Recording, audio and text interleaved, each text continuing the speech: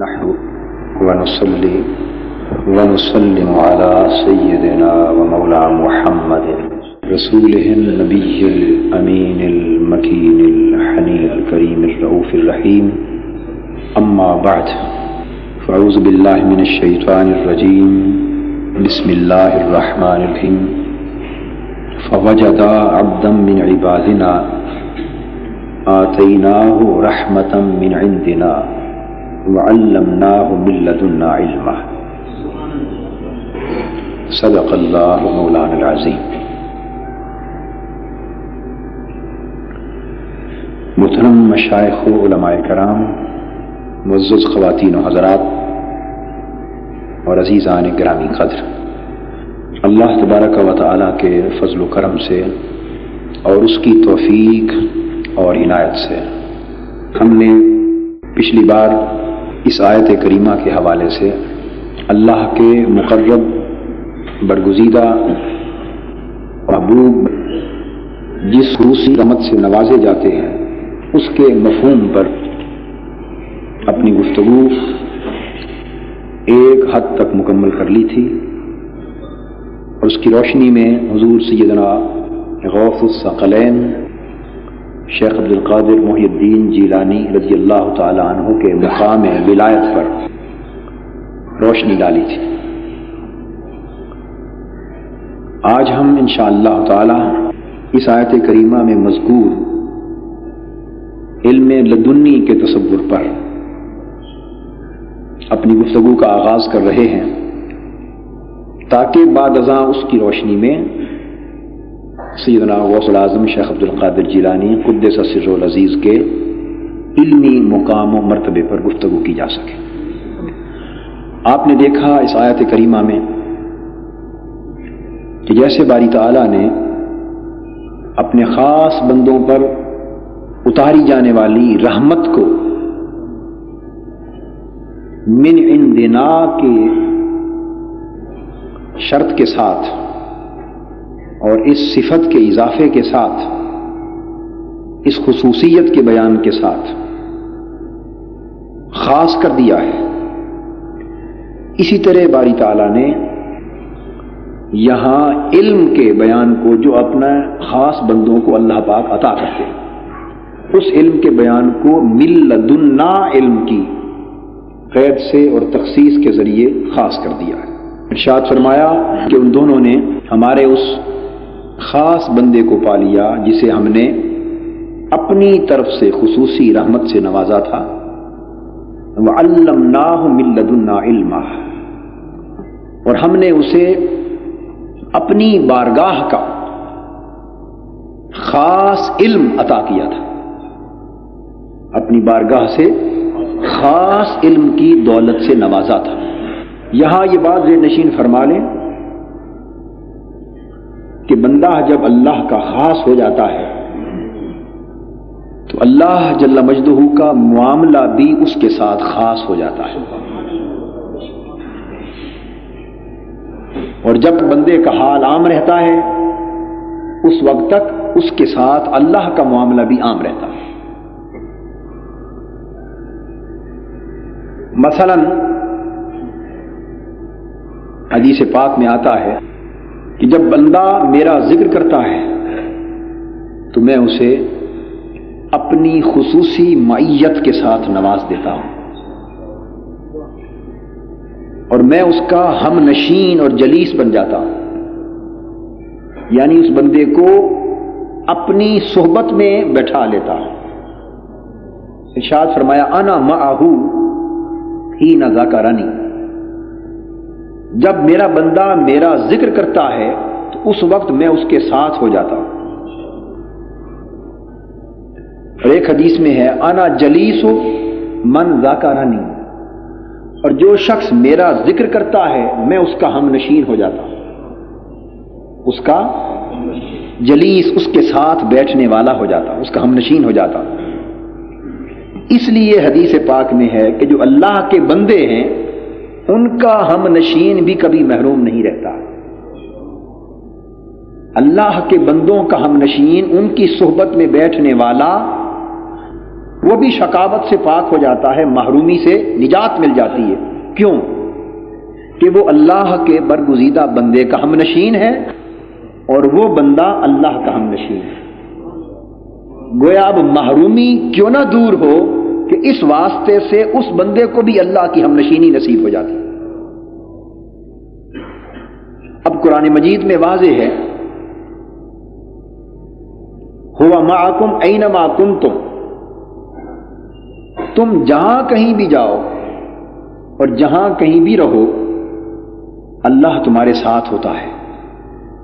تو ایک معیت اللہ کی وہ ہے، میں بات کر رہا تھا اللہ کا معاملہ عام بھی ہے اور خاص بھی ہوتا ہے۔ ایک معیت اللہ جل مجدہ کی وہ ہے جو عام بندوں کو حاصل ہے، ہر ایک کو حاصل ہے، ہم جیسوں کو بھی ہمہ وقت میسر۔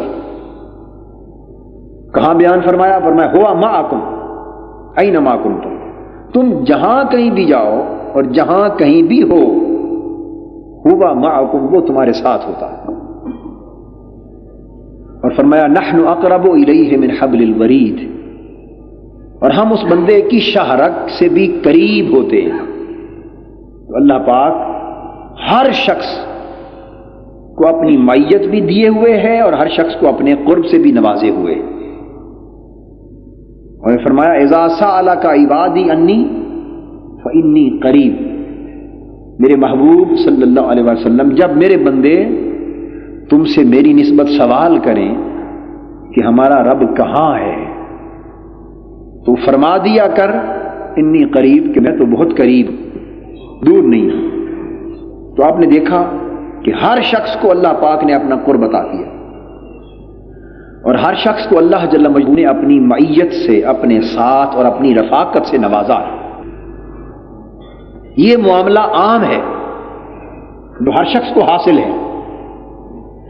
تو اب معاملہ خاص کیا ہوا جس میں وہ معیت اور قرب نصیب ہو جو دوسروں کو نہیں۔ تو پھر معیت میں کے معاملہ کو ہم خاص معاملہ کہیں گے، پھر قرب الہی کے معاملے کو خاص معاملہ کہیں گے۔ تو دوستو جب اللہ کا معاملہ بندے کے ساتھ عام نہ رہے، خاص ہو جائے، بدل جائے، تو بندہ عام رہ جائے گا، بندہ بھی خاص ہو جائے گا۔ اب وہ حدیث پاک اپنے سامنے رکھی، اس کا ذکر میں نے ابھی کیا۔ فرمایا انا عند ظن عبدی بی اذا ذکرنی فی نفسہ ذکرتہ فی نفسی وان ذکرنی فی ملأ ذکرتہ فی ملأ خیر منہ لئن تقرب الی شبرا تقربت الیہ ذراعا وَلَئِن تَقَرَّبَ إِلَيَّ ذِرَاعًا تَقَرَّبْتُ إِلَيْهِ بَاعًا وَإِنْ أَتَانِي يَمْشِي أَتَيْتُهُ هَرُولَةً۔ یہ معاملہ اب وہ ہو گیا جو کسی اور کو نصیب نہ تھا۔ ایک قاعدہ بتا دیا کہ اے بندے، اب ہم نے تیرے اختیار میں دے دیا، بات تجھ پر چھوڑ دی، چاہے تو ہمارے ساتھ عام معاملہ کر لے، چاہے تو خاص معاملہ کر لے۔ ہم نے باغ ڈور اس معاملے کی تیرے سپرد کر دی، یہ فیصلہ تجھ پہ چھوڑ دیا، چاہے تو عام معاملہ کر لے ہمارے ساتھ، چاہے تو خاص معاملہ کر لے۔ کیسے؟ انا عند ظن عبدی بی، کہ میں اپنے بندے کے ساتھ اسی طرح ہو جاتا ہوں جس طرح کا وہ مجھ سے گمان کرتا ہے۔ میں اپنے بندے کے ساتھ اسی طرح بن جاتا ہوں، اسی طرح برتاؤ کرتا ہوں، اسی طرح کا معاملہ کرتا ہوں جس طرح کا وہ میرے ساتھ گمان کرتا ہے، جیسی میرے ساتھ امید کرتا ہے، جیسی مجھ پر توقع کرتا ہے۔ اور اگر وہ بندہ یہ گمان کرے کہ میرا اللہ مجھے بخش دے گا، تو فرمایا مجھے اپنی عزت کی قسم میں اس کو بخشنے والا بن جاتا ہوں۔ اگر مجھ پر یہ امید رکھے، کامل امید رکھے، پورا یقین رکھے کہ وہ میری توبہ قبول فرمانے والا، کر لے گا، نہیں کبھی رد کرتا، تو اس کی عزت کی قسم وہ اس کی توبہ قبول فرمانے والا بن جاتا۔ اگر یہ معاملہ رکھے اور یہ میرے اوپر پورا یقین رکھے کہ میں اس کی بخشش کر دوں گا، معاف کر دوں گا، اپنی رحمت سے نواز دوں گا، تو میں ساری معافیاں عطا کرتا ہوں، رحمتوں سے نواز دیتا ہوں۔ اور اگر اس کے برعکس مجھ پر گمان کر لے اور یہ یقین رکھے کہ میں اب اس کو نہیں بخشوں گا، تو جب اس نے ہی ایسا گمان کر لیا ہے تو مجھے کیا ضرورت ہے؟ پھر میں نہ بخشنے والا ہار بن جاتا۔ اگر وہ یہ گمان رکھے کہ وہ توبہ قبول نہیں کرے گا میری، تو ٹھیک ہے، پھر میں نہیں کرتا۔ فرمایا بندے معاملہ تیرے ہاتھ میں ہے، جس طرح چاہے اسی طرح تیرے ساتھ بن جاتا ہوں۔ اب بات کو سمجھے، جیسا ہے تیرے ساتھ اس طرح رہوں، اسی طرح رہوں گا۔ اس لیے کہ جب اس نے فرمایا ہے کہ جیسا مجھ پر گمان کرو گے ویسا بن جاؤں گا، اگر ہم اس سے عدل کا گمان زیادہ رکھیں تو وہ بھی عدل کرنے پر اتر آئے، تو بابا ہم تو عدل کے قابل نہیں ہیں، ہم عدل کے ترازو میں پورے نہیں اتر سکتے۔ انبیاء ڈرتے رہے عدل سے، تو ہماری حیثیت کیا ہے؟ تو ہم اس کی بات ہی صبح و شام اس کے فضل کی کرتے ہیں کہ وہ بھی معاملہ فضل والا کرے، اور بات ہی صبح و شام رحمت اور امید کی کرتے ہیں تاکہ وہ اسی کے ساتھ معاملہ کرے۔ اور اس کا وعدہ بھی ہے کہ میری رحمت ہر شے پر وسیع ہے اور حاوی، ہر شے حاوی۔ اللہ پاک نے فرمایا کہ جس طرح مجھ پر گمان کرو، جیسا میرے ساتھ تم اپنی امید کا تعلق رکھو، ویسا یہ پالو گے۔ اور پھر اس کے بعد میں عرض کر رہا تھا معیت خاص اور معیت عام۔ عام معیت سمجھ چکے کہ ہر شخص کو اللہ کی معیت حاصل ہے، ہر شخص کو اللہ کا قرب حاصل ہے، جہاں کہیں بھی ہو اللہ اس کے دور نہیں۔ مگر اب یہاں خاص معیت نصیب ہو رہی۔ تو میں اگر بندہ انا معہ اذا ذکرنی، جب وہ میرا ذکر کرتا ہے میں اس کے ساتھ ہو جاتا ہوں۔ اب یہ سوال پیدا ہوا ہے کہ اگر اس جگہ ذکر کرنے والے کے ساتھ ہو جانا اللہ کا، یہ معیت جو بیان ہو رہی ہے، اگر یہ وہی معیت ہے جو ہر ایک کو نصیب ہوتی ہے، جو ہر بندے کو نصیب ہوتی ہے، تو پھر یہ شرط کیوں لگائی کہ جب میرا ذکر کرتا ہے اس وقت میں اس کے ساتھ ہو جاتا ہوں؟ واضح بات ہے کہ جب ذکر اللہ کا نہیں کرتا اس وقت اسے وہ معیت نصیب نہیں ہوتی، وہ معیت اسی وقت ملتی ہے جب اللہ کے ذکر میں مستغرق ہوتا ہے۔ اس کا مطلب یہ ہوا کہ اللہ کی ایک معیت وہ ہے جو بندے کے ذکر الہی کے دوران نصیب ہوتی ہے، ایک معیت وہ ہے کہ جب ذکر نہ کرے تب بھی نصیب ہوتی ہے۔ ہر وقت مجسر آنے والی یہ معیت عام ہے، اور اللہ کا بندہ جب ذکر کرتا ہے اس وقت کی معیت خاص ہے۔ اور وہ معیت کیا ہے؟ فرمایا انا جلیس من ذکرنی، جو میرا ذکر کرتا ہے میں اس کے ساتھ آ کر بیٹھ جاتا ہوں، جیسے اس کی شان کے لائق ہے۔ وہ تو اٹھنے سے پاک ہے نا۔ یہ ہمارے اوپر کرم نوازی کرتے ہوئے، عزت افزائی کرتے ہوئے اللہ پاک نے فرمایا کہ میں اسے اپنی ہم نشینی کا شرف عطا کرتا ہوں۔ اب یہ اللہ کا ہم نشین ہونا، جلیس ہونا، تو اولیاء کرام جلیس اللہ ہوتے ہیں، اللہ کے بندے اللہ کے ہم نشین ہوتے ہیں۔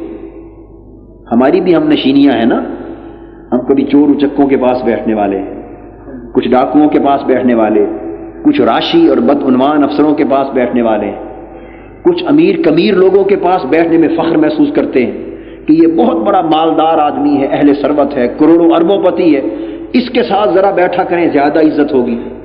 لوگ کہیں گے واہ، یہ بھی کم سے کم یہ بھی سیٹھ تو ہوگا نا جو اتنے بڑے آدمی کے پاس بیٹھا ہے، یہ بھی اتنا آدمی ہے جو اتنے بڑے امیر آدمی کے ساتھ اس کا بیٹھنا اٹھنا ہے۔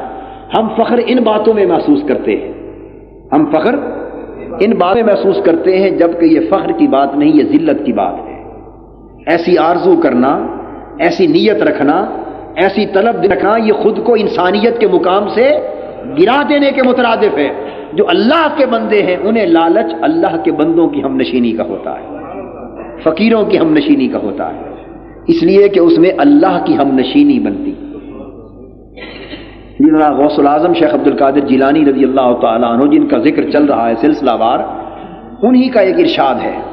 آپ فرماتے ہیں کہ اللہ پاک نے مجھے الہام کیا، میرے دل پر القاء کیا اپنے مکشوفات میں، اور اس وقت میں نے سوال کیا کہ باری تعالیٰ تیرا تو کوئی مکان نہیں ہے، تیرا کوئی گھر نہیں جہاں سے تجھے پایا جا سکے، جہاں تم مل سکے۔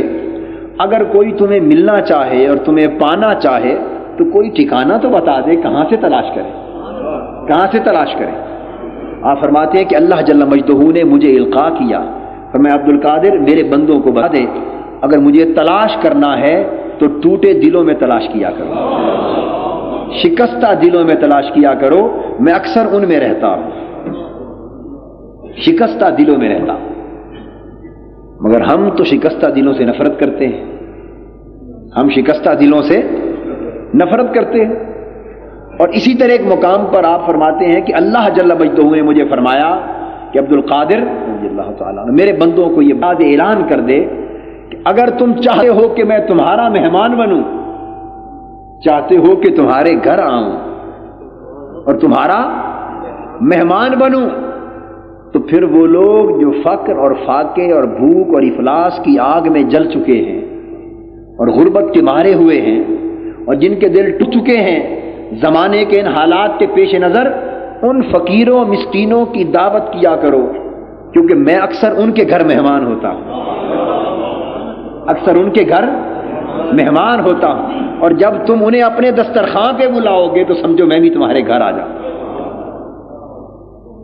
اب آپ دیکھیں کہ وہ تصور جو اللہ جل جلالہ نے دیا اور اللہ کے بندوں نے دیا وہ کیا تھا، اور جو تصور ہم لیے پھرتے ہیں وہ کیا ہے۔ غریب کی شادی ہو، اپنے گریبانوں میں جھانک کر ایمان سے فیصلہ کر لیجئے، خود فیصلہ کر لیجئے۔ میں تو صرف ایک جس طرح ماچس کی تیلی آدمی جلاتا ہے نا تاکہ تھوڑی سی روشنی ہو جائے اندھیرے میں اور انسان خود دیکھ لے کہ حقیقت کیا ہے، میں تو روشنی دکھا رہا ہوں، فیصلہ آپ خود کر سکتے ہیں، کسی سے پوچھنے کی ضرورت نہیں، اپنے گریبانوں میں جھانک کر۔ اور اگر اس قاعدے کو سامنے رکھ لیں، دیکھیں کہ پھر اس اصول کے تحت ضمیر ملامت اور لعنت کرتا ہے یا شاباش دیتا ہے، فیصلہ کر لیں گے کہ ہم کس راستے پر جا رہے ہیں۔ ایک غریب کی شادی ہو، اس کے بیٹے بیٹی کی شادی ہو، اور وہ آپ کو دعوت دے اور آپ کے پاس وقت بھی ہو جانے کا، آپ 100 بہانے بنا کر اس کے ہاں جانے سے گریز کریں گے، اس لیے کہ غریب ہے، نہ وہ آپ کے کام آ سکتا ہے، نہ آپ کو کچھ بگاڑ سکتا ہے، نہ آپ کو کچھ دے سکتا ہے، نہ آپ سے کچھ لے دوسرے معنی میں سکتا ہے۔ ویسے تو آپ یہ گمان کریں گے کہ لے گا ہی نہ، کچھ دینا تو اس نے کچھ نہیں، گریز کرتے ہیں۔ اور اگر کسی بڑے آدمی کی شادی ہو اور اس کی طرف سے فقط اطلاع آ جائے تو ہزارہا کام کیوں نہ ہو چھوڑ کے پہنچ جاتے ہیں، اور کیا علی جا اور حضور اور سرکار اور سر کن القابات سے نواز کے اپنے آپ کو ذلت کے گڑھوں میں گرا رہے ہوتے ہیں۔ یہ ہم نے مرتبہ انسانیت کا بنا رکھا ہے۔ یہ قدر کس کی ہو رہی ہے، انسان کی یا پیسے کی؟ یہ پیسے کی پوجا ہو رہی ہے، اور پھر ہم کہتے ہیں کہ ہم موحد ہیں، ہم توحید پرست ہیں، اللہ کی عبادت کرنے والے ہیں۔ قیامت کے دن یہ سارے احوال کھول کے آنکھوں کے سامنے رکھ دیے جائیں گے۔ اللہ کو دھوکہ نہیں دیا جا سکتا، مخلوق کو دھوکہ دے سکتے ہیں آپ، مگر اللہ کو دھوکہ نہیں دے سکتے، اپنے نفس کو نہیں دے سکتے۔ نفس کو تو معلوم ہے نا کہ یہ کس کی پوجا ہو رہی ہے، تو اللہ کو دھوکہ کس طرح دیا جا سکتا؟ اسی طرح کسی کی عادت کا معاملہ آ جائے، وقت ہو، تعلق بھی ہے اس غریب کا آپ کے ساتھ، اعزا میں سے ہے، اقارب میں سے ہے، دوستوں میں سے ہے، ملنے والوں میں سے ہے، وقت ہے، اطلاع ہے، عیادت کے لیے نہیں جائیں گے، 100 بہانے بنا لیں گے۔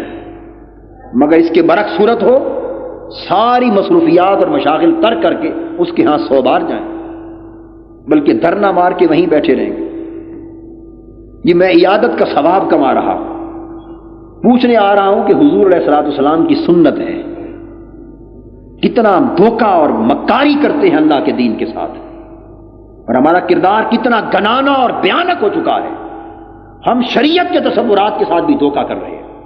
ہمیں علم ہے کہ ہم حضور علیہ السلام کی سنت سمجھ کے نہیں جا رہے ہیں، ہم کسی اور مفاد کے لیے جا رہے ہیں۔ اگر سنت سمجھ کے جاتے تو حضور تو دیوانی غریب عورتوں کی عادت کو جایا کرتے تھے،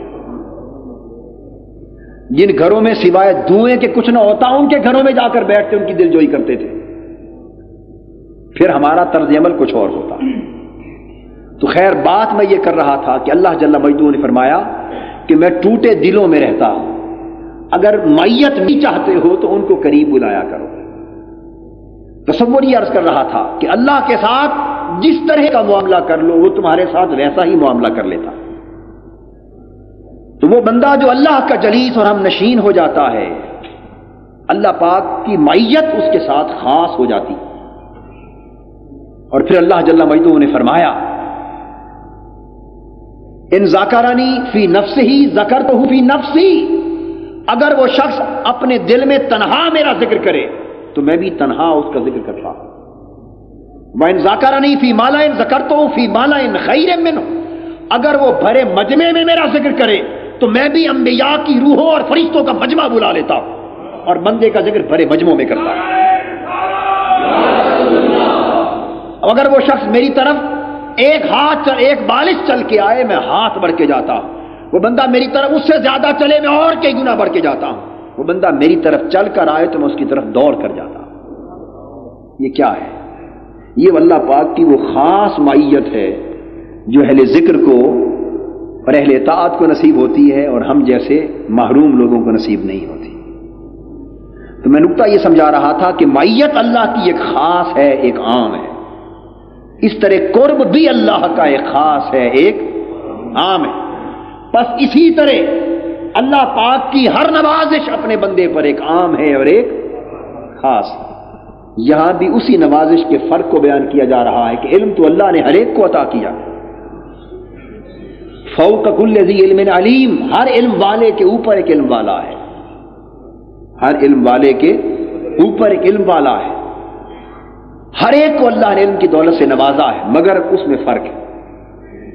ایک علم وہ ہے جو عام ہر کسی کو نوازا جاتا ہے جس سے، مگر ایک علم وہ ہے جس سے خاص بندوں کو نوازا جاتا ہے۔ یہاں اس خاص علم کی بات کی جا رہی ہے، عام علم کی بات نہیں کی جا رہی، اور ہم چونکہ خاص علم سے نوازے ہوئے لوگ نہیں ہیں اور اس لیے ہمیں اس علم کی نوعیت کی سمجھ نہیں آتی، اور چونکہ سمجھ نہیں اس لیے انکار کر دیتے۔ ہماری عادت یہ ہے کہ جس بات کی سمجھ نہ آئے اس کا انکار کر دیتے۔ یہ طرز عمل درست نہیں، یہ غلط۔ سمجھ نہ آئے تو کہنا چاہیے کہ میری سمجھ میں نہیں آیا، نہیں کہنا چاہیے کہ اس کا وجود ہی نہیں، اس لیے کہ انسان کی سمجھ عقل نہیں۔ اب یہ سارا واقعہ ملاقات موسیٰ و خضر علیہ السلام کا، یہ واقعہ درپیش ہی مسئلہ علم سے آیا۔ حدیث پاک صحیح بخاری میں آتا ہے، اس واقعے کے پیش آنے کی ضرورت بھی علم کے مسئلے سے پڑی۔ حضرت موسیٰ علیہ السلام بنی اسرائیل میں اپنی امت میں خطاب فرما رہے تھے، صحیح بخاری میں ہے۔ خطاب فرمانے کے دوران آپ نے مسائل بیان کیے تو سوال کیا گیا آپ سے، سئل ای الناس اعلم، آپ سے کسی نے سوال کر دیا کہ اے موسیٰ علیہ السلام، اس وقت دنیا میں سب سے زیادہ علم کس کے پاس ہے؟ دنیا میں سب سے بڑا عالم اور سب سے زیادہ علم کا خزانہ رکھنے والا کون ہے دنیا میں؟ حضرت موسیٰ علیہ السلام جو کہ جلیل القدر رسول تھے، پیغمبر تھے بنی اسرائیل کے، اور صاحب شریعت نبی اور پیغمبر تھے، رسول تھے، تو آپ نے اس اعتماد کی اور اس حسن ظن کی بنا پر فرما دیا انا، کہ وہ میں ہوں۔ اللہ کے نبی اور اللہ کے رسول کو حق ہے، اس لیے کہ ان کو اللہ پاک نے یہی گمان عطا کیا صاحب شریعت برگزیدہ رسول ہونے کی بنا پر کہ ان کی نظر جہاں جہاں تک تھی اس پورے دائرہ علم میں ان سے بڑھ کر جاننے والا کوئی نہ تھا۔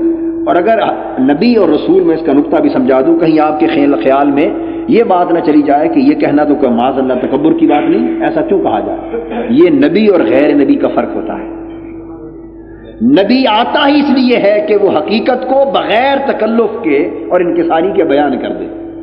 اگر نبی بھی تواضعاً حقیقت کے بیان سے گریز کرنے لگے تو پھر حقائق معلوم کس طرح ہوں؟ حقائق معلوم کس طرح ہوں؟ تو موسیٰ علیہ السلام کا علم اور معلومات جتنی تھی اس کے مطابق اس وقت ان سے بڑھ کر جاننے والا کوئی نہ تھا، چونکہ آپ کے گمان میں ان سے بڑھ کر علم والا کوئی نہ تھا۔ سو جب نبی سے سوال کیا گیا تو اب آپ پر لازم تھا کہ اس حق کو بیان کیا جائے، اس کا کتمان نہ کیا جائے بلکہ اسے بیان کیا جائے۔ تو جو کچھ آپ کو معلوم تھا اس کی روشنی میں آپ نے بیان فرما دی، مگر ہمیں چونکہ معلومات نہیں ہوتی، اور نبی کے علم اور امتی کے علم میں زمین آسمان کا فرق ہے، ہمارے علم کا دائرہ اس قدر وسیع نہیں، اس لیے ہم یہ بات نہیں کر سکتے۔ خدا جانے کتنے چھپے ہوئے عالم ہم سے بہتر ہوں۔ اللہ پاک نے فرمایا ہر جاننے والے سے اوپر بھی جاننے والا۔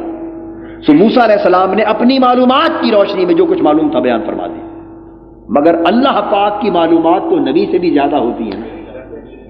اللہ کا علم تو نبی سے بھی زیادہ ہے، بنی اسرائیل کے لیے تو یہ جواب ممکن ہے کہ کافی اور شافی ہو، مگر اللہ جل مجدہ کا معاملہ چونکہ نبی کے ساتھ اور ہوتا ہے، اس نے فرمایا موسیٰ اگر تیرا خیال یہ ہے ہم تیری معلومات میں اضافہ کرتے ہیں، لی عبد بمجمع البحرین هو اعلم منک، جہاں تک تو نے آج تک دیکھا اور جانا ہے اس میں تو کوئی تجھ سے زیادہ جاننے والا نہیں، مگر میرا ایک بندہ مجمع البحرین جہاں دو دریاؤں کا سنگم ہے، میرا ایک بندہ وہاں ایسا بھی ہے جو بعض چیزیں تم سے بھی زیادہ جانتا۔ وہ عالم منکا میں آئے گا بعضیت کے اعتبار سے کہ وہ بعض چیزیں تم سے بھی زیادہ جانتا ہے، اس لیے مطلقاً ایسا کہنا نہ چاہیے۔ موسیٰ علیہ السلام نے فرمایا، تشویش پیدا ہوئی اور تشویق شوق ابھرا، باری تعالیٰ وہ مجھ سے بھی اگر زیادہ جانتا ہے تو میری اس سے ملاقات تو کروا۔ تو پھر وہ واقعہ شروع ہو گیا، فرمایا چل پھر ملاقات کے لیے۔ موسیٰ علیہ السلام پہنچ گئے۔ اب جب ملاقات ہو گئی دونوں کی تو حضرت خضر علیہ السلام نے، یہ لفظ جو ہے اس کے 3 اعراب ہیں، سمجھ لیں، خضر، خضر اور خضر، تینوں طرح جائز ہے۔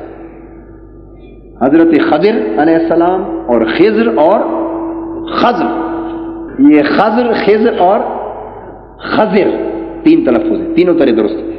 معروف تلفظ خضر علیہ السلام کا ہے، اور یہ ان کا میں نے عرض کیا تھا کہ نام نہیں ہے، نام ان کا ہے بلیا، بلیا بن ملکان، یہ سریانی زبان کا لفظ ہے، اصل نام ان کا حضرت بلیا بن ملکان ہے، ان کے والد گرامی کا نام ہے ملکان، اور سریانی زبان میں بلیا یہ وہ لفظ ہے کہ عربی میں اس کا ترجمہ ہے احمد، عربی میں اس کا ترجمہ کیا ہے؟ احمد۔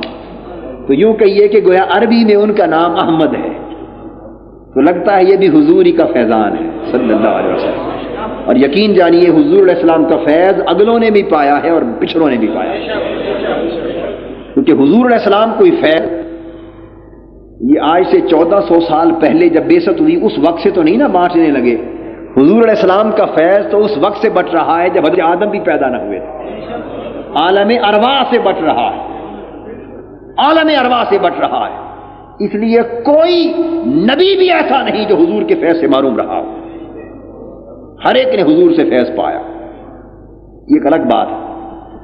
تو یہ حضرت بلیا بن ملکان، بعض بتاتے ہیں علماء کہ یہ بنی اسرائیل میں سے ہی تھے، اور بعض کا خیال یہ ہے کہ یہ ایک شہزادے تھے اور انہوں نے تخت و سلطنت چھوڑ دی اور اور ورا کا راستہ اپنا لیا۔ بعض علماء کا قول یہ ہے کہ یہ نبی تھے، مگر اکثر محدثین اور ائمہ اور علماء کا قول یہ ہے کہ نبی نہیں بلکہ ولی تھے، اکثر کا قول ولی ہونے کا ہے۔ تو جب موسیٰ علیہ السلام کی ان سے ملاقات ہوئی تو موسیٰ علیہ السلام نے فرمایا کہ اللہ پاک نے جو آپ کو خاص خیر عطا کی ہے، خاص رشد اور خاص نور عطا کیا ہے علم اور رہنمائی کا، میں آپ کے ساتھ ساتھ چلتا ہوں، اس میں سے کچھ مجھے بھی عطا کر، اس میں سے کچھ مجھے بھی دے دے۔ اس پر حدیث پاک میں آتا ہے کہ حضرت خضر علیہ السلام نے موسیٰ علیہ السلام سے کہا، آپ نے فرمایا کہ انی، وہ بتا رہا تھا خاص علم، اور یہ بات بھی علم سے چلی، فرمایا انی علی علم من علم اللہ علمنی ہے ولا تعلم، وانت علی علم من علم اللہ علمک اللہ ولا اعلم۔ فرمایا کہ حضرت موسیٰ علیہ السلام، یہ بات قابل توجہ ہے کہ مجھے اللہ نے اپنے علم میں سے ایک علم عطا کیا ہے۔ اب اس قرآن مجید کی آیت کی تفسیر سمجھیے کہ اللہ پاک نے، میں کیوں زور دے رہا ہوں اس بات پر کہ یہ خاص علم ہے، عام علم نہیں۔ فرمایا من لدنا علما، نہیں فرمایا کہ من عندنا علما وعلمناہ من عندنا علما، نہیں فرمایا، نہیں فرمایا وعلمناہم علما کہ ہم نے اسے علم عطا کیا، بات ختم ہو جاتی۔ اگر یہ فرما دیا جاتا کہ ہم نے اسے علم عطا کیا بات ختم ہو جاتی، لیکن فرمایا وعلمناہم من لدنا علما، یہ من لدنا کا جو لفظ ہے یہ کسی خاص اور خاص علم کی طرف اشارہ کر رہا ہے، اور اس کو اصطلاح عرفاء میں علم لدنی کہتے ہیں۔ کیا کہتے ہیں؟ علم لدنی۔ اور علم لدنی وہ ہے جو کتابوں سے نہ ملا ہو، جو کتابوں سے نہ ملا ہو، جو غیب کے بادلوں میں سے براہ راست رب نے دل پر اتار دیا، اس کو علم لدنی کہتے ہیں۔ جو اللہ پاک نے ظاہری اسباب اور ذرائع اور وسائط اور کتب اور تلمذ کے بغیر براہ راست اپنے مرد کامل، مرد عارف، اپنے بندہ مومن کے دل پر اتار دیا ہو، جس کے لیے پردے اٹھا دیے جائیں اور خصوصی دروازے علوم غیبیہ کے کھول دیے جائیں اور سحاب غیب سے علم کی بارش کسی کے سینے پر کر دی جائے، اس براہ راست حاصل ہونے والے علم کو علم لدنی کہتے ہیں۔ اس میں وہ بندہ کتابوں کا حاجت مند نہیں رہتا، کتابوں کا حاجت مند نہیں رہتا۔ یہ علم سفینوں سے نہیں، یہ سینوں سے ملتا ہے۔ اس لیے ان کو یہ علم نصیب ہو جاتا ہے، وہ کہتے ہیں ملا علما وچ نہ پھسا سانو، کوئی یار دی گل سنا سا۔ جن کو یہ علم نصیب ہو جاتا ہے وہ کہتے ہیں علما وچ نہ علما وچ تو پھسا سانو، ان چکروں میں نہ ڈال، یہ منطق کے فلسفے اور یہ فلاں ان میں نہ ڈال، کوئی یار دی گل سنا، کیونکہ ہمیں تو یار سے مل رہا ہے۔ تو میں یہ عرض کر رہا تھا علم لدنی کا اشارہ حضرت خضر علیہ السلام کا قول جو حدیث پاک میں آیا، فرماتے ہیں انا علی علم من علم اللہ، کہ میں اللہ کے علم میں سے ایک علم مجھ کو ایسا عطا کیا گیا ہے۔ نہیں فرمایا کہ مجھے اللہ نے ایک علم ایسا عطا کیا ہے۔ یہ بات فرق سمجھ رہے ہیں نا دونوں باتوں کا؟ اگر ارشاد ہوتا کہ مجھے اللہ نے ایک علم عطا کیا ہے تو اس کا معنی کچھ اور تھا۔ اگر ارشاد ہوتا انا علی علم من اللہ، انا علی علم من عند اللہ، اللہ کی طرف سے مجھے ایک ایسے علم پر فائز کیا گیا ہے، اس کا معنی کچھ اور تھا۔ مگر سنیے حدیث کے کلمات، انا علی علم من علم اللہ، کہ جو اللہ کا علم خاص ہے اس خزانے میں سے اسے علم پر فائز کیا گیا، اس خزانے میں۔ اور وہ علم خاص کیا ہے؟ جو اللہ کا علم خاص ہے وہ قرآن سے پوچھئے، فرمایا عالم الغیب لا یظہر علی غیبہ احدا الا من ارتضی بالرسول ما کان اللہ لیطلعکم علی الغیب، یہ اللہ کا علم خاص ہے جسے ہم علوم غیبیہ کے ساتھ تعبیر کرتے ہیں، جو پس پردہ ہوتا ہے، جو کتابوں سے نہیں ملتا، جو حواس کے ذرائع سے نہیں ملتا، جو عقل و خیرت سے نہیں ملتا، جو فہم و فراست سے نہیں ملتا، جو ادراک و بصیرت سے نہیں ملتا، جو تدبر تفکر سے نہیں ملتا، جو تأمل اور غور و فکر سے نہیں ملتا، جہاں سارے دروازے بند ہو جائیں اور اٹھ جانے سے نصیب ہو جائے، وہ علوم غیبیہ ہوتے ہیں۔ فرمایا وہ جو اللہ کا علم ہے، اللہ کے علم کا خزانہ خاص ہے، مجھے اس میں سے ایک علم عطا کیا گیا ہے، اس پر فائز کیا گیا۔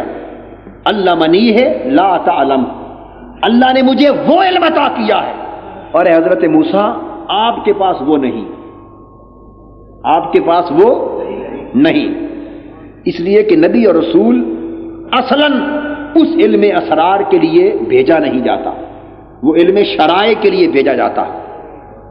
اور حضور علیہ السلام کی شان جدا ہے، کیونکہ حضور کی طرف تو شریعت والے بھی آ رہے ہیں، اسرار والے بھی آ رہے ہیں، اس لیے حضور کو جامع العلوم عطا کیا۔ پہلے انبیاء میں علم کے یہ فرق تھے، آقائے دو جہاں میں مٹا دیے گئے، کیونکہ یہاں اولیاء بھی پا رہے ہیں فیض اور انبیاء بھی پا رہے ہیں، تو ہر قسم کا علم حضور کی ذات میں جمع ہو گیا۔ اس لیے امام بصیری نے فرمایا کہ وَمِنْ عُلُومِكَ عِلْمَ اللَّوْحِ وَالْقَلَمِ، کہ حضور کے علوم میں سے لوح و قلم، ساری لوح و قلم کا علم بھی حضور کے علوم کا ایک حصہ ہے۔ تو فرمایا میرے پاس وہ علم خاص ہے، اور وہ خزانہ آپ کے پاس اس طرح نہیں جس طرح میرے پاس ہے، اس طرح نہیں۔ اور اسی طرح فرمایا وَأَنْتَ عَلَىٰ عِلْمٍ مِّنْ عِلْمِ اللَّهِ، نبی کی شان علم بھی بیان کی، اور آپ بھی اللہ کے علم میں سے ایک علم پر اس طرح فائز ہیں کہ علمکہ اللہ ولا اعلم، اللہ نے جس شان سے وہ علم آپ کو عطا کیا ہے وہ میں نہیں جانتا، اس طرح میرے پاس نہیں ہے۔ تو بات علم سے چلی سو وہ چل پڑے۔ اب رحمت کا بیان تو ختم ہو چکا، جس کا تعلق مردوں کے زندہ ہونے سے تھا اور مردہ دلوں کے جلا پانے سے تھا۔ اب اس علم کی بات آ جا رہی ہے کہ وہ علم جو اللہ کے علم میں سے خاص علم تھا، جس پر انہیں فائز کیا گیا، جس کا نام علم لدنی رکھا، جس کی تلاش میں حضرت موسیٰ علیہ السلام اور یوشع بن نون چلے، وہ علم قرآن مجید کی روشنی میں کیا ہے؟ اب یہ آیت کریمہ اس کی بھی وضاحت کرتی ہے۔ تو میں چاہتا ہوں کہ علم لدنی کو تھوڑا سا آپ مزید سمجھ لیں قرآن اور حدیث میں، پھر ہم اس آیت کریمہ کے حوالے سے بات کو آگے چلا لیں گے۔ جس طرح آپ دیکھتے ہیں، سنتے ہیں، سونگھتے ہیں، چکھتے ہیں، چھوتے ہیں، اور آپ کو علم حاصل ہوتا ہے کہ یہ سیاہ ہے، سفید ہے، یہ آواز اچھی ہے، یہ بھدی ہے، یہ کڑوا ہے، یہ میٹھا ہے، یہ خوشبو ہے، یہ بدبو ہے، یہ سخت ہے، یہ نرم ہے، یہ علم حاصل ہوتا ہے نا آپ کو، یہ ذرائع سے، حواس کے ذریعے حاصل ہوتا ہے۔ یہ سب مواد عقل میں جاتا ہے، دماغ میں، دماغ ان کو علم سے بدل دیتا ہے۔ اس ادراک کو، پرسیپشن کو دماغ منظم کرتا ہے، آرگنائز کرتا ہے، اور آرگنائزڈ پرسیپشن نالج بن جاتا ہے۔ یعنی ادراک، یہ معلومات اور مواد جب منظم ہو جاتا ہے تو اس کو علم کا نام دیتے ہیں۔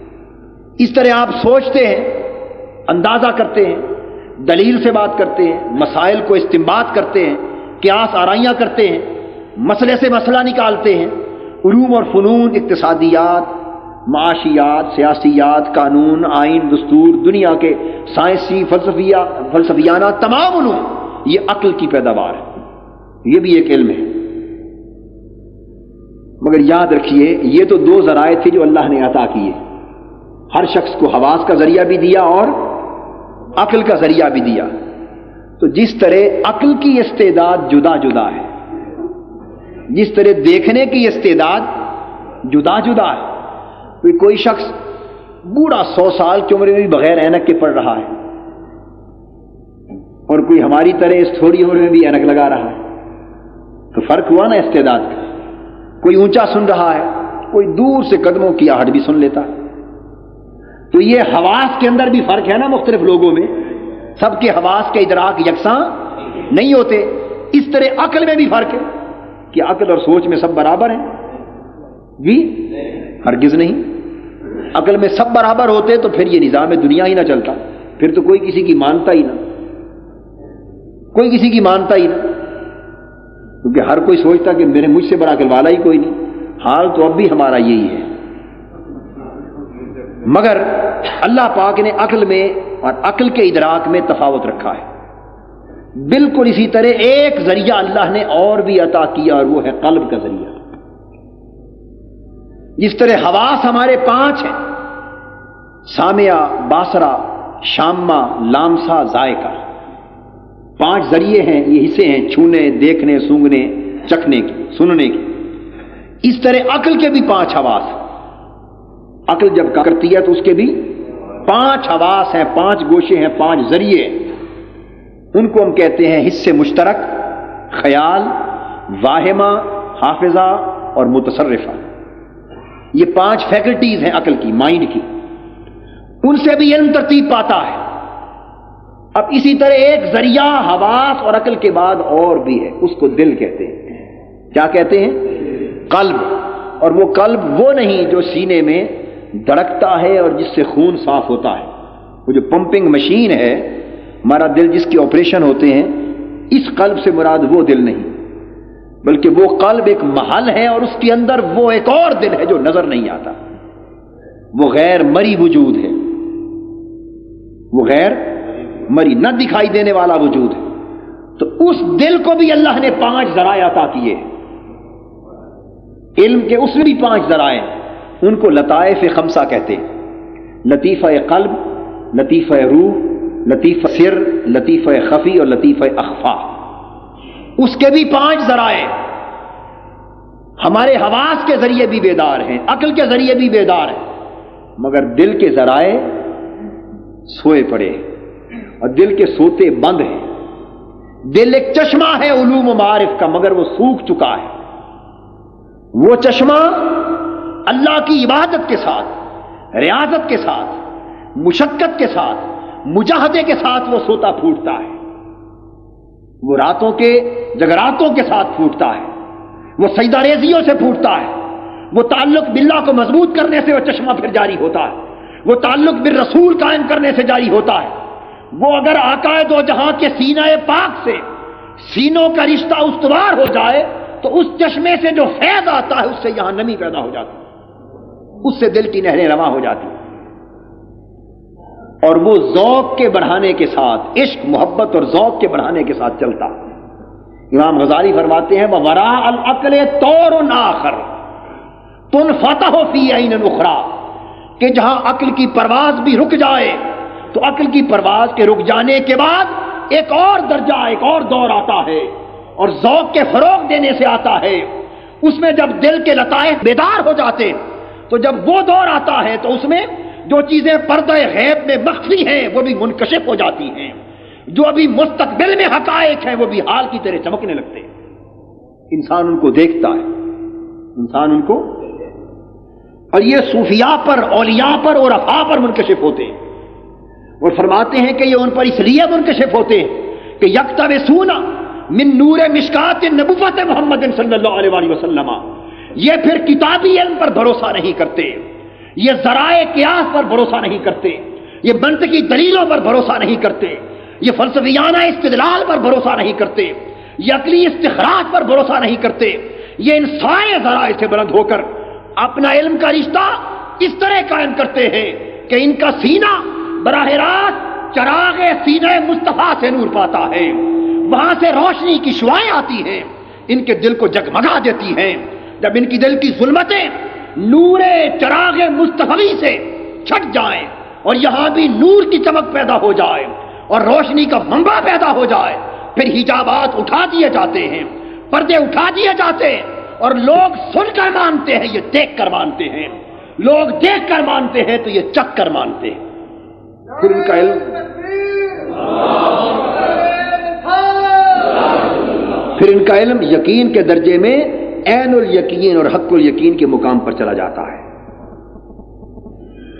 ایک بہت بڑے بزرگ عالم ہو گزرے ہیں لکھنؤ کے علامہ بحر العلوم لکھنوی، بہت بڑے فاضل فقیہ ہیں، بہت بڑے محدث اور فقیہ دور اواخر کے علامہ بحر العلوم لکھنوی، انہوں نے ہماری اصول فقہ کی ایک کتاب ہے مسلم الثبوت، یہ درسوں میں پڑھائی جاتی، اس کی شرح لکھی ہے فواتح الرحموت۔ اس میں علامہ بحر العلوم بڑے مستند شخصیت ہیں، اس میں وہ بیان کرتے ہیں کہ غالباً حضرت شیخ جنید بغدادی رضی اللہ تعالیٰ عنہ سے پوچھا گیا، ان سے کسی نے سوال کیا اعتراضاً، کہا کہ تم جو صوفیاء لوگ ہوتے ہو اور اولیاء اور عرفاء، تم وہ حدیثیں بیان کرتے ہو اور ایسی روایتیں بیان کرتے ہو حضور علیہ الصلوۃ والسلام کے حوالے سے کہ وہ نہ کسی حدیث کی کتاب میں ملتی ہیں، نہ کسی روایت میں، نہ کسی سند میں، نہ کسی متن میں۔ جب کسی حدیث کی کتاب میں دیکھیں تو ان کا ذکر ہی نہیں ہوتا، اور آپ بیان کرتے ہیں کہ یہ حدیث حضور علیہ السلام نے فرمایا، حضور نے یہ ارشاد فرمایا۔ نہ کوئی محدث اس کو روایت کرتا ہے، نہ وہ جرح و تعدیل کے معیار پر پوری اترتی ہیں، نہ ان کی کوئی سند ہوتی ہے، نہ کسی متون میں ملتی ہیں۔ تو یہ کیا وجہ ہے؟ تم انہیں حدیث کیوں مانتے ہو جس کی دلیل ہی کوئی نہیں ہوتی تمہارے پاس؟ حضرت شیخ جنید بغدادی رضی اللہ تعالیٰ عنہ نے جواب دیا، انہوں نے فرمایا کہ جو روایتیں تم کتابوں سے لیتے ہو، کبھی سوچا کہ تم تک کس ذریعے سے پہنچی؟ تم تک جن لوگوں کے ذریعے سے پہنچی وہ سب وفات پا گئے۔ جو روایتیں حدیثیں تم کتابوں سے لیتے ہو، حاصل کرتے ہو، وہ تم تک جن لوگوں کے ذریعے سے پہنچی، راویوں کے ذریعے سے، وہ سب وفات پا گئے۔ جو وفات پا جائے اسے عربی میں میت کہتے ہیں، جو زندہ ہو اسے عربی میں حی کہتے ہیں۔ اب دو لفظوں کو ذرا سمجھ لیں، جو وفات پا جائے اسے کیا کہتے ہیں عربی میں؟ میت، اور جو زندہ ہو اسے کہتے ہیں حی۔ فرمایا جن ذرائع سے تم تک وہ روایتیں پہنچی، مثلا فلاں امام نے، فلاں مصنف نے کتاب کے یہ روایت فلاں سے لی، اس نے فلاں سے لی، اس نے فلاں سے لی، اس نے فلاں سے لی، چلتے چلتے پھر صحابہ کرام تک اور حضور علیہ الصلوۃ والسلام تک بڑی آگے جا کر بات پہنچی۔ فرمائے درمیان میں جتنے واسطے آتے ہیں یہ سب وفات پا چکے، ان میں کوئی بھی زندہ نہیں ہوتا۔ انہوں نے کہا کہ تعجب کی بات ہے کہ تم ان سے قبول کر لو اور مان لو جن میں سے کوئی بھی زندہ نہیں، اور جس سے ہم لیتے ہیں وہ حی لا یموت ہے، اس پر موت کبھی آ نہیں سکتی۔ جس ذریعے سے ہم لیتے ہیں براہ راست ہمارے ذریعے میں کوئی وفات پانے والا درمیان میں نہیں آتا، ہم زندہ سے براہ راست لیتے ہیں، کبھی خدا کی طرف سے بات آتی ہے، کبھی مصطفیٰ کی طرف سے آتی ہے، کبھی اللہ آگاہ کرتا ہے، وہ صحاب غیب سے براہ راست بتا دیتا ہے، اور کبھی آقا دو جہاں منکشف کر دیتے ہیں۔ تو ہمارے دو ذریعے ہیں، ایک خدا کا ایک مصطفیٰ کا، اور دونوں زندہ ہیں، اور تمہارے ذریعے میں راستے کی جتنی کڑیاں ہیں سب وفات پا چکے ہیں۔ تو فرمایا اگر وفات پا جانے والوں کی بیان کی ہوئی روایت قبول ہو سکتی ہے تو جو آج بھی زندہ ہے اس کا بیان کرنا حقیقت قبول نہیں کیا جائے۔ اس کے بعد علامہ بحر العلوم فرماتے ہیں کہ اولیاء کا الہام ہوا حقن حقن حقن، 3 بار دہراتے کہ اولیاء کرام پر جو کچھ انکشاف اور الہام ہوتا ہے وہ حق ہے حق ہے حق ہے، اس کا انکار نہیں کیا جا سکتا۔ یہ علم لدنی کی بات سمجھا رہا تھا۔ شیخ روزبہان بکری شیرازی رحمۃ اللہ علیہ ایک بزرگ ہو گزرے ایران میں، شیراز کے اندر ان کا مزار ہے، ان کی ایک تفسیر ہے عرائس البیان۔ ان کے ہاں بڑے بڑے محدث اور امام وقت کے جاتے حدیث پاک کی سند لینے کے لیے، سب کتابیں علوم فنون پڑھ کے فراغت کے بعد حدیث کی کتاب فقط انہیں جا کے سناتے اور اس بات کی سند لیتے کہ میں نے فلاں حدیث کی کتاب ان کو سنائی ہے، حضرت شیخ روزبہان کو۔ ان کا معمول یہ تھا کہ آنکھیں نیچی کر کے بیٹھے رہتے اور محدث شاگرد بن کے حدیث پڑھتا چلا جاتا، اسنادن اور متونن پڑھتا چلا جاتا، یہ خاموش بیٹھے رہتے، جس پر چونک پڑتے یا سر ہلا دیتے کہ نہیں، وہ سمجھ جاتا کہ یہ نفی کر رہے ہیں کہ یہ حدیث صحیح نہیں ہے، یہ حضور کا ارشاد نہیں ہے صلی اللہ علیہ وسلم، اور جس پر خاموش بیٹھے رہتے وہ سمجھتا کہ سند کی تصدیق فرما رہے۔ انہوں نے ایک روایت پڑھی، ایک محدث نے، آپ نے سر ہلا دیا، فرمایا یہ آقا کا قول نہیں ہے۔ وہ محدث تھا، اس نے دلائل دینے شروع کر دیے، اس نے کہا کہ فلاں نے اس روایت کی تصحیح کی، فلاں نے اس کے روات کو ثقہ کہا، فلاں نے اس کی تصحیح کی، فلاں نے اس کو حسن کہا، صحیح کہا، جو بھی تھا دلائل دیے، پیش کیے، آپ سنتے رہے اور مسکراتے رہے۔ جب اس کی بات ختم ہو گئی تو فرمایا شف ھذا محمد رسول اللہ صلی اللہ علیہ وسلم وهو یقول ما قلت ھذا، فرمایا میں تمہاری جر و تعدیل اور اسماء و رجال کی کتابوں پر اعتماد کروں یا خود صاحب حدیث کی بات کو مانوں؟ دیکھ سامنے آقا دو جہاں کھڑے اور فرما رہے ہیں روزبہان ان کتابوں کی بات نہ مان، میں نے یہ قول نہیں کہا۔